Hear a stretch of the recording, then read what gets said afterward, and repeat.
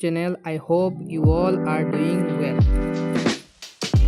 আজকের ভিডিওতে আমরা দেখব অর্থনৈতিক ভূগোল ও বিষয়বস্তু সম্পদ। এটির কিছু গুরুত্বপূর্ণ এমসিকিউ যেগুলি এইচএসসি এক্সামে বারবার এসেছে। তাহলে শুরু করি। প্রথম প্রশ্নটি দেখি, নিচের কোনটি মানবসৃষ্ট সম্পদ? ক মাটি, খ জলবিদ্যুৎ, গ জনশক্তি, ঘ অর্থ। উত্তর জনশক্তি। মানবসৃষ্ট সম্পদ কি? মানবসৃষ্ট সম্পদ হলো মানুষের তৈরি বা মানুষের জ্ঞান ও দক্ষতার দ্বারা গঠিত সম্পদ, যেমন জনশক্তি, প্রযুক্তি, পরিবহন, শিল্প ইত্যাদি। 2 নম্বর কোয়েশ্চনটি পড়ে নেই, নিচের কোনটি অজৈব বা অজৈবিক সম্পদ? ক বায়ু, খ মাটি, ঘ উদ্ভিদ, ঘ সব। উত্তর বায়ু। বায়ু হলো অজৈবিক সম্পদ। প্রশ্ন 3, নিচের কোনটি পুরাতন প্রাধান্যযোগ্য সম্পদ? ক প্রাকৃতিক গ্যাস, খ কয়লা, গ জ্বালানি তেল, গ ডিম। উত্তর প্রাকৃতিক সম্পদ। প্রশ্ন 4, নিচের কোনটি অনবীকরণযোগ্য সম্পদ? অপশন কতে দেওয়া আছে সৌরশক্তি, অপশন খতে দেওয়া আছে গাছপালা, অপশন গতে দেওয়া আছে প্রাকৃতিক গ্যাস, অপশন ঘতে দেওয়া আছে সূর্যের শক্তি।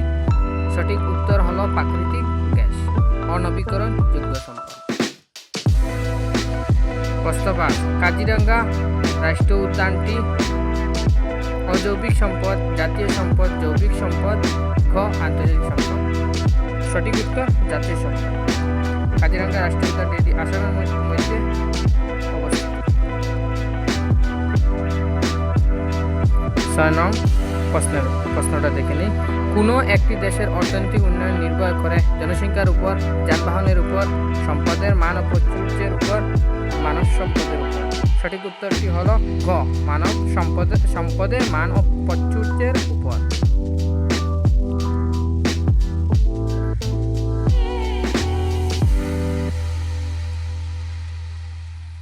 7 নম্বর প্রশ্নটি পড়ে নেই, সম্পদ বলতে কি বুঝো?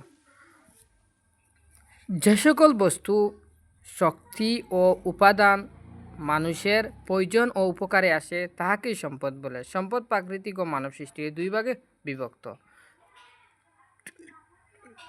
তাহলে 8 নম্বর প্রশ্নটি পড়ে নেই, নবীকরণযোগ্য এবং অনবীকরণযোগ্য সম্পদের মধ্যে পার্থক্য লিখো। নবীকরণ কি আর অনবীকরণ কি? চলো, নবীকরণযোগ্য সম্পদ যেসব সম্পদ ব্যবহার করিলে স্বাভাবিকভাবে পুনরায় সৃষ্টি হয় তাহাকেই নবীকরণযোগ্য সম্পদ বলা হয়, যেমন জল, বায়ু, সূর্যের শক্তি। অনবীকরণযোগ্য সম্পদ যেমন যেসব সম্পদ ব্যবহার করলে কমে যায় এবং পুনরায় সৃষ্টি হতে অনেক সময় লাগে, যেমন তেল, গ্যাস, কয়লা, পেট্রোলিয়াম ইত্যাদি। আশা করি বুঝতে পেরেছ। 9 নম্বর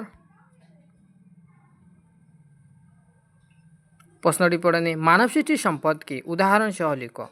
মানুষের জ্ঞান, দক্ষতা ও প্রযুক্তির সাহায্যে তৈরি সম্পদকেই মানব সৃষ্টির সম্পদ বলে, যেমন উদাহরণ জনশক্তি, শিল্প, পরিবহন ব্যবস্থা, প্রযুক্তি ইত্যাদি। 10 নম্বর প্রশ্ন, IUCN এর কাজ কি? IUCN বা international union for conservation of nature বন, প্রাণী ও পরিবেশের সংরক্ষণের জন্য কাজ করে এবং বিভিন্ন প্রজাতির লাল তালিকা প্রকাশ করে, রেড লিস্ট প্রকাশ করে। আশা করি বুঝতে পেরেছ IUCN এর কাজ কি।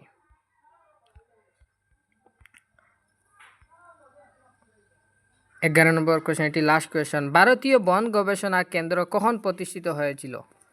এটি তোমাদের হোমওয়ার্ক। কমেন্ট করবে কত সালে ভারতীয় বন গবেষণা কেন্দ্র প্রতিষ্ঠিত হয়েছিল। তো বন্ধুরা, এই ছিল কিছু গুরুত্বপূর্ণ এমসিকিউ প্রশ্ন উত্তর। যদি ভিডিওটি ভালো লাগে থাকে তাহলে লাইক করো, কমেন্ট করো, সাবস্ক্রাইব করো আরও এমন শিক্ষামূলক ভিডিও পাওয়ার জন্য। ধন্যবাদ, দেখা হবে নেক্সট ভিডিওতে।